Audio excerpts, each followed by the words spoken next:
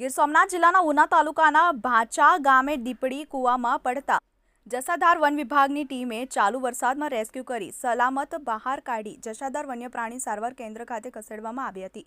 ગીર પૂર્વ વન વિભાગ ધારી હેઠળની જસાધાર રેન્જના કાર્યક્ષેત્ર રાઉન્ડની ધોકડવા બીટના કાર્યક્ષેત્રમાં ઉના તાલુકાના ભાચા ગામે આવેલ દાનાભાઈ બીજલભાઈ વંશની વાડીમાં કૂવામાં વનજીવન દીપડી એક પંડેલ હોવાની જાણ વન વિભાગને જસાધારને વહેલી સવારના 6 વાગ્યાના આસપાસ થતા વન વિભાગના સ્ટાફે રાજદીપસિંહ ઝાલા નાયબ વન સંરક્ષણ ધારીની સૂચના તેમજ MR આડેદરા મદદનીશ વન સંરક્ષણ ઓનાના સીધા માર્ગદર્શન હેઠળ રેન્જ ફોરેસ્ટ ઓફિસર LB ભરવાડ તેમજ જસાધાર રાઉન્ડમાં સ્થાનિક સ્ટાફ દ્વારા ટ્રેક્ટરની તાત્કાલિક ઘટના સ્થળ પર પહોંચી સ્થળ ચકાસણી કરતા આકસ્મિક રીતે દીપડી કૂવામાં પડી હોવાની તેવું જણાવવામાં આવ્યું હતું। ચાલુ વરસાદમાં દિલધડક રેસ્ક્યુ કરી પાંજરું ઉતારીને દીપડીને જીવતી સલામત બહાર કાઢવામાં આવી હતી અને જસાધાર વન્ય પ્રાણી સારવાર કેન્દ્ર ખાતે ખસેડવામાં આવી હતી। Manu Quad TV 18 news Gir Gadhada.